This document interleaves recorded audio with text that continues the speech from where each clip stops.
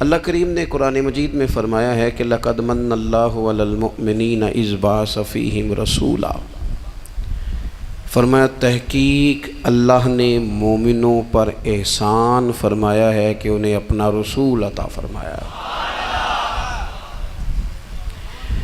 اس کا صرف ترجمہ کبھی بندے کی سمجھ میں آ جائے نا تو سارا میلاد اس کی سمجھ میں آ جاتا ہے۔ صرف اس آیت کا آسان سادہ ترجمہ اگر سمجھ لیا جائے کہ رب کہتا ہے میں نے احسان کیا تم پر، تمہیں اپنا رسول دے دیا ہے۔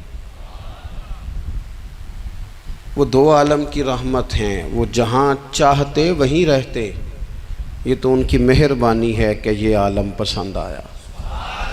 نبی پاک صلی اللہ تعالیٰ علیہ وسلم ہمارے اوپر رب کا سب سے بڑا احسان ہے، اور اللہ تبارک و تعالیٰ نے سسکتی، تڑپتی، بے چین، پریشان، تکلیف میں مبتلا اپنی مخلوق پر رحم فرمایا اور رسول کریم عطا فرمائے۔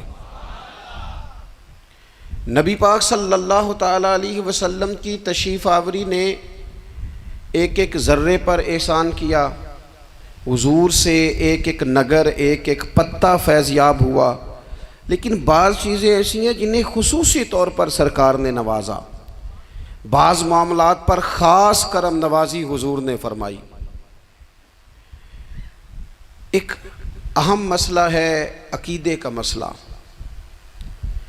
جس بندے کا کوئی عقیدہ نہیں نہ ہوتا، کوئی نظریہ نہیں ہوتا، کوئی اس شخص کا خاص مزاج نہیں ہوتا سمجھنے والا، ماننے والا، وہ بندہ بھی بیچارہ کوئی زندگی کا لطف نہیں اٹھا پاتا۔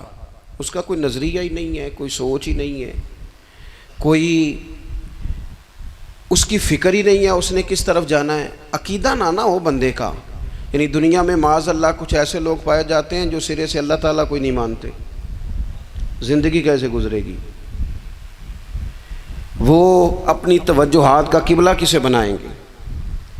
اور پھر دنیا میں کچھ لوگ ایسے گزرے جو کئی خداؤں کے قائل، کئی، اور پھر اہل عرب کا تو یہ حال کہ 360 بتوں کے سامنے جھکتے۔ مجھے بتائیے جس بندے کو یہی خبر نہ ہو میرا خالق اور مالک کون ہے، جس کو یہی پتہ نہ ہو کہ میرا رزق کہاں سے آتا ہے، میں نے مانگنا کہاں سے ہے، جس سے یہ خبر ہی نہ ہو کہ میری دعاؤں کا رخ کس طرف ہونا چاہیے، اس کی بھی کوئی زندگی ہے؟ نبی پاک علیہ السلام نے سب سے بڑا احسان یہ فرمایا ہے کہ ہمیں عقیدہ توحید سکھایا ہے۔ حضور نے ہمیں ہر جگہ سے چھڑا کے رب کریم کی بارگاہ میں سجدہ کرنے کا حکم دیا ہے۔ عرب کے لوگ جو تھے وہ بڑی بڑی وہم کا شکار تھے، بڑی بڑی اوہام پرستی کا شکار تھے۔ یہ آج کل بھی وہم بہت زیادہ ہے نوجوانوں میں، یعنی کوئی فیصلہ پکا ہے ہی نہیں، کوئی پکی بات ہی نہیں کرتے، یہ کر لوں کہ نہ کروں، اگر آپ کہتے ہیں تو کر لیتا ہوں، ویسے اس میں فلانی کمزوری بھی ہے، اور اگر میں نے نہ کیا تو فلاں مشکل بھی ہے۔ بھئی جس بندے نے قوت فیصلہ ہی نہیں پائی، اس نے ارادہ ہی پکا نہیں کیا کہ اس نے کدھر جانا ہے، تو وہ سفر کیسے کرے گا؟ سفر تو اس بندے کا مکمل ہوتا ہے جو سفر شروع کرتا ہے۔ عرب کے لوگ بھی بڑے بڑے اوہام پرستی کا قائل تھے۔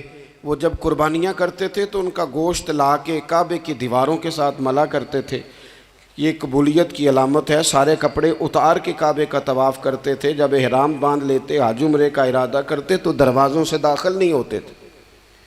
وہ کہتے تھے کہ دروازے گناہگار ہیں اور ہم چونکہ اب نیک کام کر رہے ہیں لہذا اوپر سے ہو کے آئیں گے۔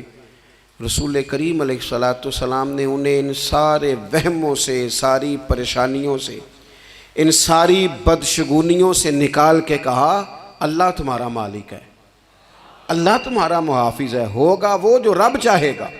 ذرا سی بات پہ سہم جانا، ذرا سی بات پہ ڈر جانا۔ حضور نے لوگوں کو قوت فیصلہ عطا کی، اور اتنی بڑی قوت فیصلہ حضور نے دی کہ کل تک جو فیصلہ کر نہیں نہ پا رہے تھے، آج انہوں نے اس طرح کے فیصلے کیے کہ اپنی ساری کی ساری اولادیں لے کر وہ میدانوں میں کھڑے ہو گئے۔ وہ ڈٹ گئے کہ ہم نے کفر کے مقابلے میں جہاد کرنا ہے۔ انہوں نے طے کر لیا کہ حق کیا ہے، سچ کیا ہے۔ نبی پاک علیہ الصلوۃ والسلام نے ہمیں عقیدہ توحید دیا اور وہ طے کر کے دیا ہے نبی پاک نے، سجدہ سوائے اللہ کے کسی کو جائز، اگر کوئی عبادت کی نیت سے کرتا ہے تو سجدہ کفر ہے، اور اگر تعظیم کی نیت سے کرتا ہے تو حرام ہے۔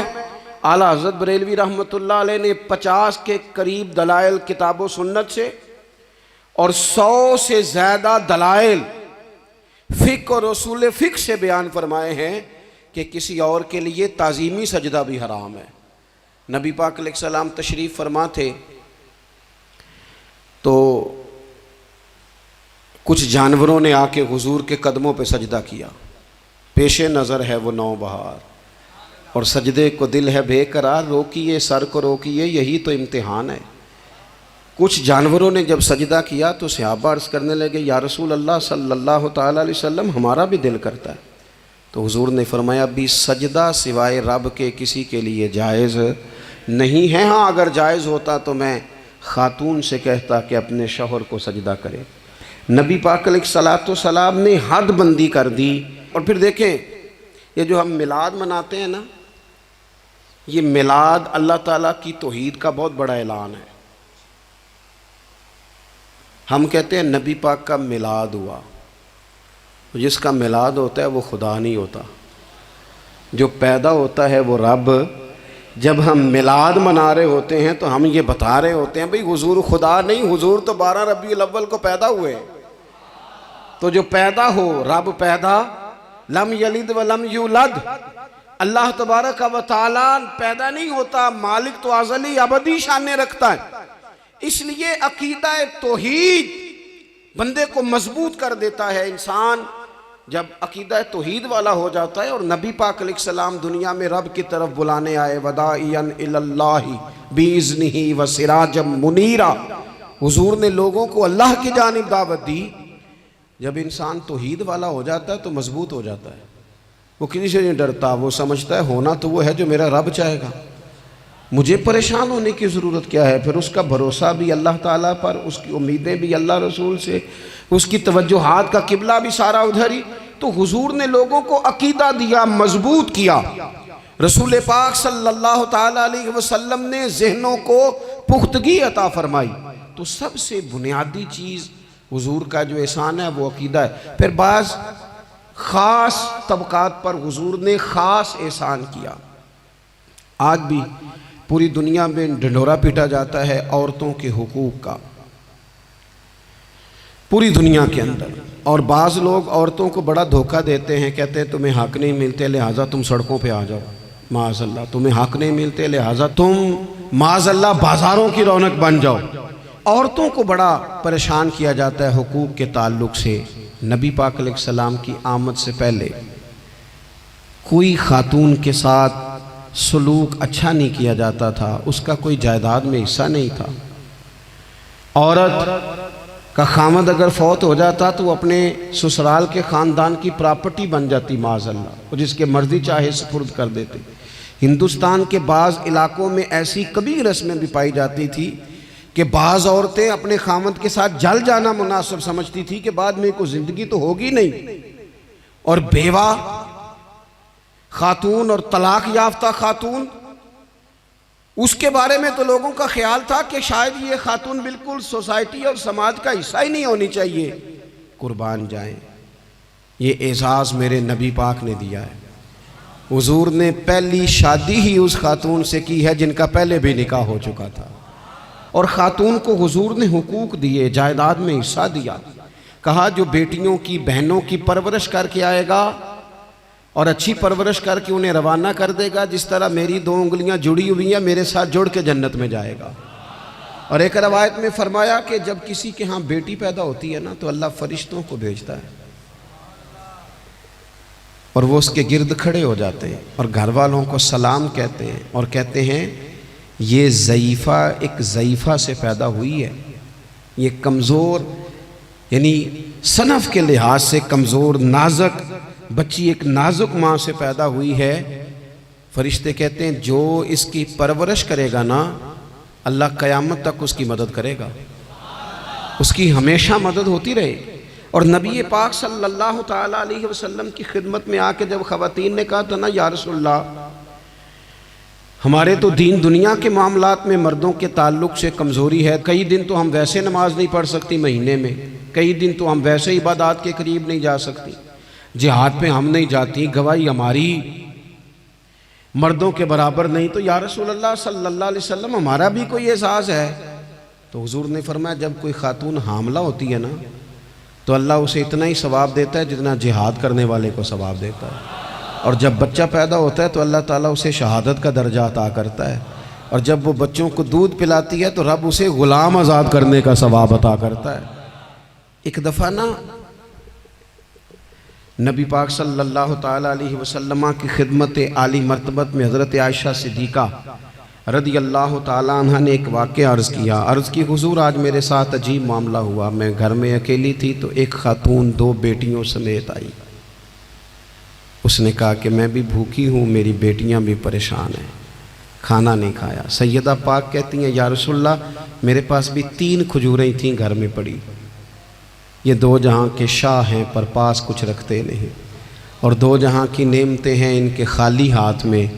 فرماتی ہیں وہ 3 کھجوریں میں نے ان 3 ماں بیٹیوں کو دے دی، ماں نے پہلے ایک کھجور دونوں بیٹیوں کو دی، پھر بچیاں وہ کھجور کھا کے ماں کی طرف دیکھنے لگی تو جو کھجور ماں کے پاس تھی اماں نے اس کے بھی 2 حصے کر کے بیٹیوں میں بانٹ دیے۔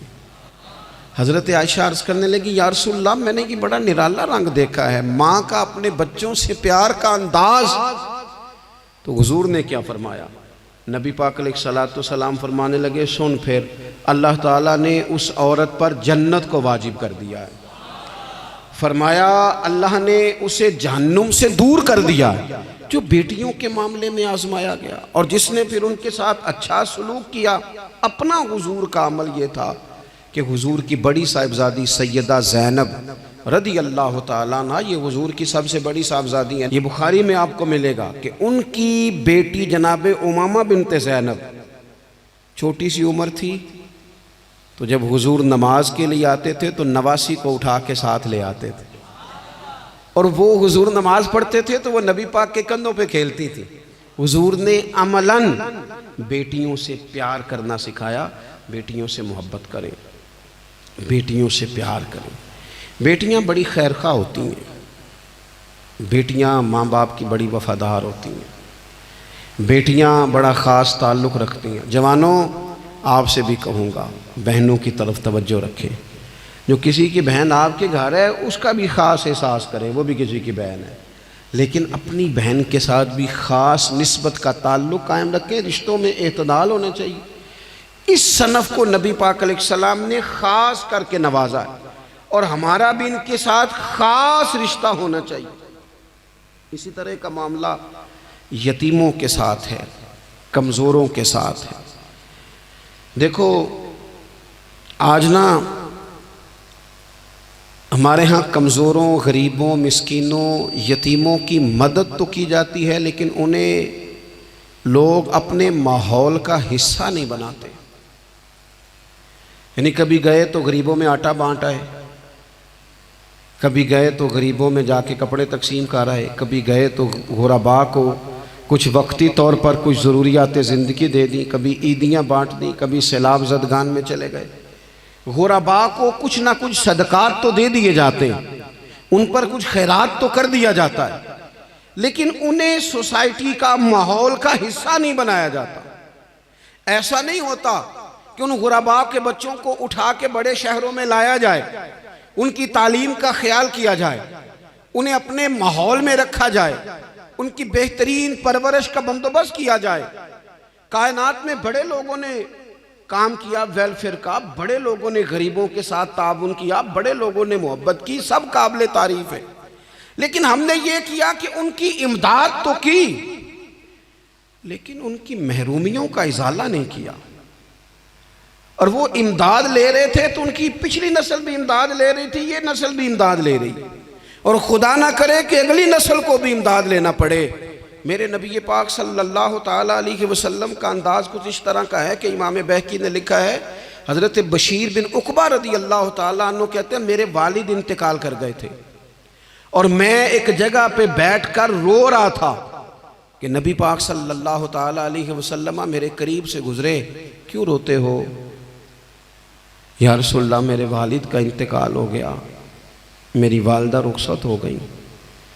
تو یہ ہمیں حضور نے سبق دیا ہے، یہ یتیموں غریبوں کا خیال رکھنے کا یہ بھی ایک نقطہ، یہ بھی انداز ہے۔ کائنات کا بڑے سے بڑا درد دل رکھنے والا بندہ یہاں تک نہیں جا سکتا جو میرے رسول کریم نے بیان فرمایا۔ کہتے ہیں نبی پاک علیہ السلام فرمانے لگے، بشیر بن عقبہ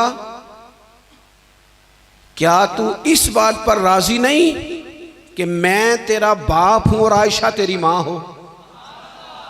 آنا تجھے ہم شامل کر لیں اپنے گھرانے میں، آ جانا، مکمل تیرے معاملات کا خیال کیا جائے، تو آ جا۔ اتنا بڑا درجہ۔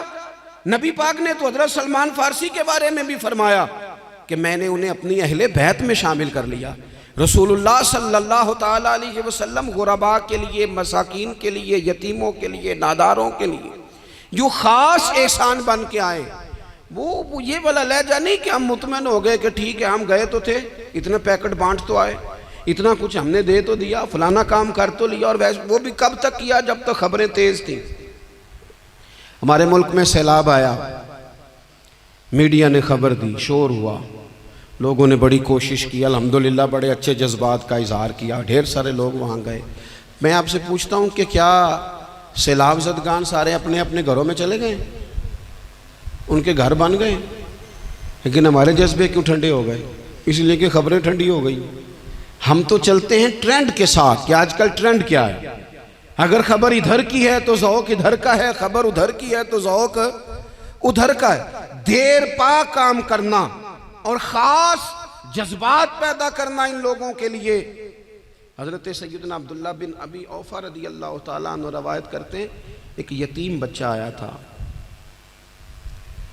اس نے عرض کی حضور میری ماں بھی بھوکی ہے اور میری ایک ہمشیرہ ہے وہ بھی بھوکی ہے، اے روٹی دا دکھ نہ پوچھو، روٹی تے بندہ کھا جاندی جے۔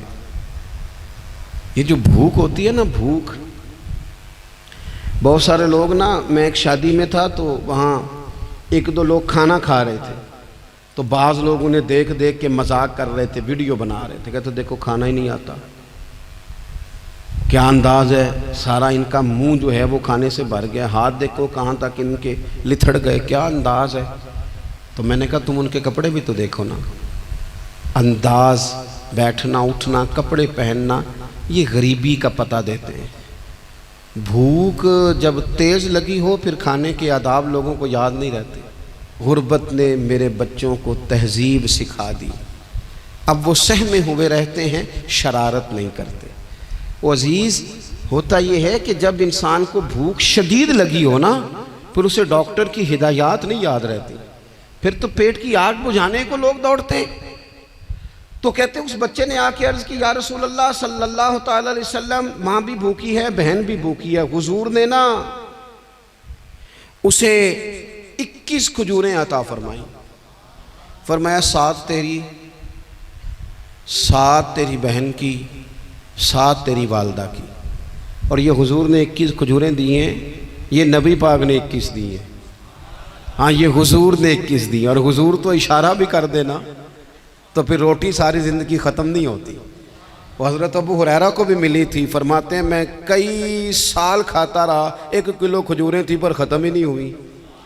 21 کھجوریں حضور نے دیں۔ حضرت معاذ بن جبل رضی اللہ تعالیٰ عنہ اٹھے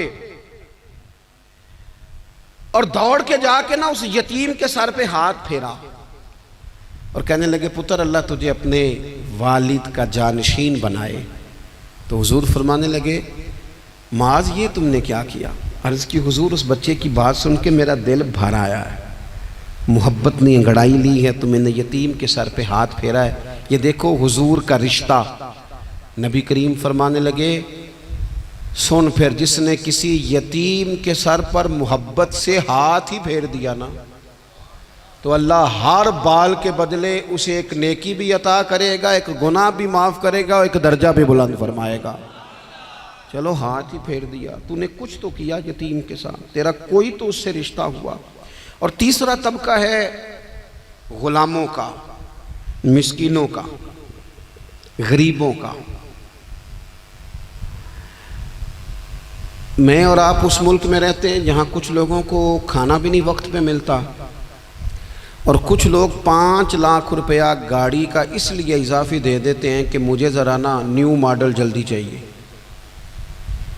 یعنی ایک طرف ملک کی حالت یہ ہے کہ بعض لوگوں کے پاس پیسے نہیں ہیں کہ بچوں کی فیس بھر سکے، لیکن دوسری طرف حال یہ ہے کہ نئے ماڈل کا موبائل اگر مارکیٹ میں آتا ہے تو وہ ختم ہو جاتا ہے، ملتا ہی نہیں، وہ شارٹ ہو جاتا ہے۔ کچھ لوگوں نے اس طرح کیا ہے کہ انہوں نے یہ سمجھا ہے کہ دولت شاید موج کرنے کے لیے ہمیں دی گئی ہے، ہم طرح طرح کے کھانے کھائیں، طرح طرح سے چیزیں اوڑیں، طرح طرح کے معاملات کریں۔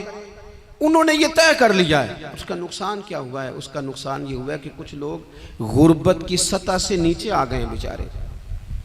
نبی پاک کا جو احسان ان غریب لوگوں پر ہے، حضور علیہ السلام کے پاس نا حضرت عبداللہ ابن عمر روایت کرتے ہیں اور طبرانی میں موجود ہے، حضور کے پاس نا 10 دینار تھے۔ ہمارے پاس بھی پیسے ہوتے ہیں نا، لیکن وہ کچھ ہوتے ہیں ہمارے کھانا کھانے کے لیے، کچھ ہوتے ہیں آئس کریم کھانے کے لیے، کچھ اس لیے ہوتے ہیں کہ آج میری مرضی دا نہیں پکا، لہٰذا میں نے، ہمارے ایک دوست ہیں وہ کہتے ہیں کہ آج کل یہ ماحول بن گیا ہے کہ بچے اگر کہتے ہیں نا کھانا میری مرضی کا نہیں، تو اماں کہتی ہے جا تو برگر کھا لے۔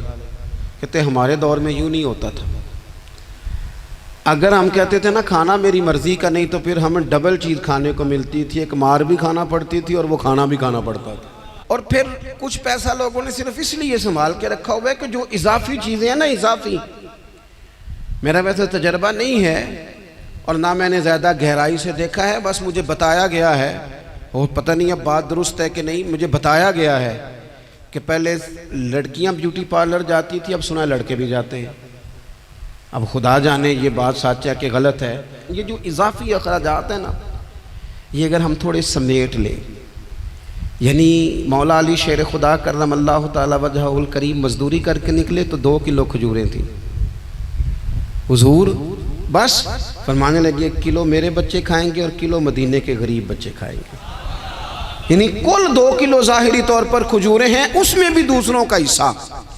ہمارے پاس جو مال آتا ہے اگر تھوڑا سا نا ہم اسے یہ نہ سمجھ لیں کہ میرا ہی حق ہے، کسی کو اس میں سے ایک لقمہ بھی نہیں ملنا چاہیے، اگر ہم تھوڑا سا نا دل کشادہ کریں تو 3 لوگوں کا کھانا 4 بھی کھا سکتے ہیں، 4 کا کھانا 5 بھی کھا سکتے ہیں، 6 کا کھانا 7 کا کھانا 10 بھی کھا سکتے ہیں۔ شرط یہ ہے کہ دل کشادہ ہو، دل دریات سمندروں ڈونگے کون دلاں دیا جانے، تھوڑی سی نا کشادگی پیدا کی جائے۔ حضرت عبداللہ ابن عمر کہتے ہیں نبی کریم علیہ السلام کے پاس نا 10 دینار تھے، ویسے تو کائنات ہی میرے نبی کی مٹھی میں ہے، لیکن ظاہری طور پر 10 دینار تھے۔ حضور ایک دکان پہ گئے، 4 دینار کا حضور نے ایک جوڑا خریدا، کپڑے خریدے، وہ قمیض حضور نے پہنی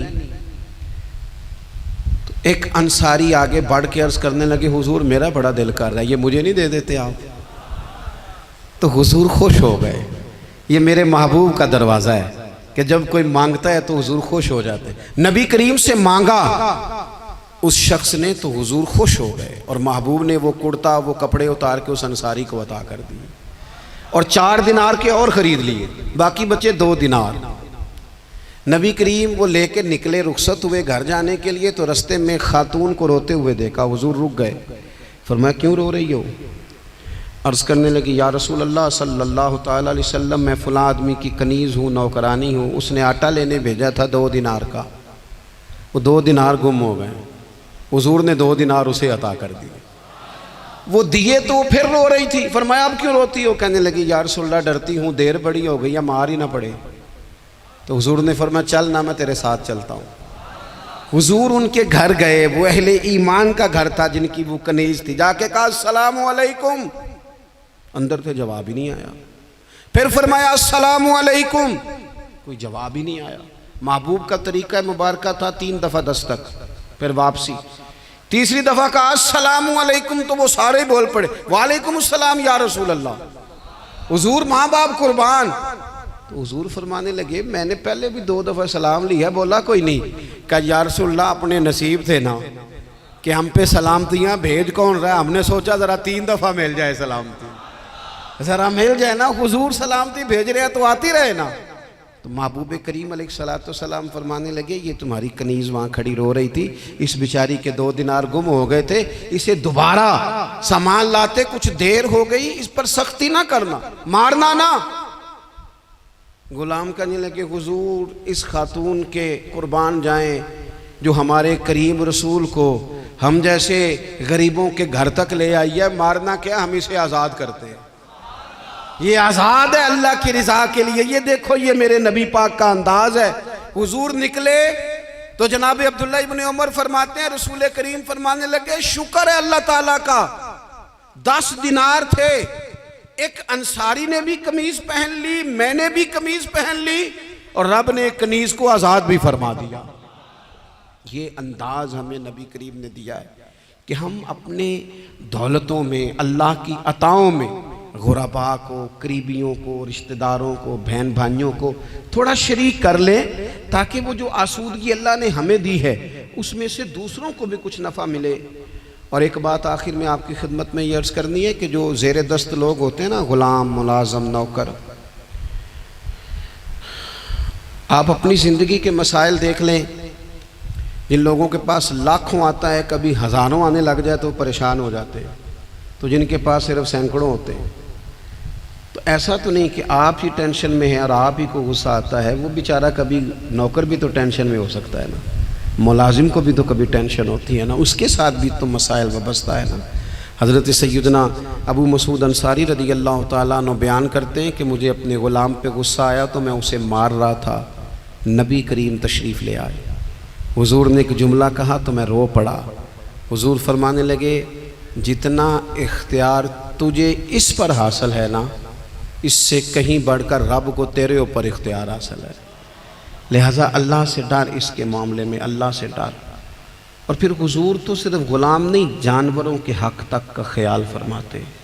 ایک جگہ تشریف لے گئے تو اونٹ آپ کے پیروں پہ سر رکھ کے رویا، نبی کریم نے اس کی پشت پہ ہاتھ پھیرا، فرمایا اس کے مالک کو بلاؤ نا۔ جب وہ آیا تو کیا ارشاد فرمایا؟ فرمایا تو اس کے معاملے میں اللہ سے نہیں ڈرتا، اس نے شکایت کی ہے کہ تو اس کی طاقت سے زیادہ بوجھ ڈالتا ہے، چارہ اور پانی بھی وقت پر نہیں دیتا۔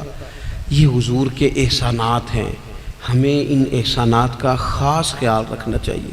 اور یہ جو ایام ہے عید میلاد النبی کے، ان ایام میں بالخصوص ہمیں غریبوں کے ساتھ، یتیموں کے ساتھ، بیواؤں کے ساتھ، مساکین کے ساتھ، لاچاروں کے ساتھ اس لحاظ سے زیادہ مدد کرنی چاہیے کہ میرے رسول پاک انہی کے لیے تو زیادہ رحمت بن کے آئے، انہی کا تو محبوب نے خیال زیادہ فرمایا، انہی کے بارے میں تو ہمیں تلقین زیادہ فرمائی۔ وہ اپنے پرائے کا غم کھانے والا، مرادیں غریبوں کی بھر لانے والا، مصیبت میں غیروں کے کام آنے والا، وہ نبیوں میں رحمت لقب پانے والا۔ تو نبی پاک علیہ السلام کے غلاموں، یہ ہمیں سیکھنا ہے، اس پر ہمیں عمل کرنا ہے۔ اللہ کریم کی بارگاہ میں دعا ہے اللہ ہماری حاضری کو قبول فرمائے۔ آخر دعوانا ان الحمدللہ۔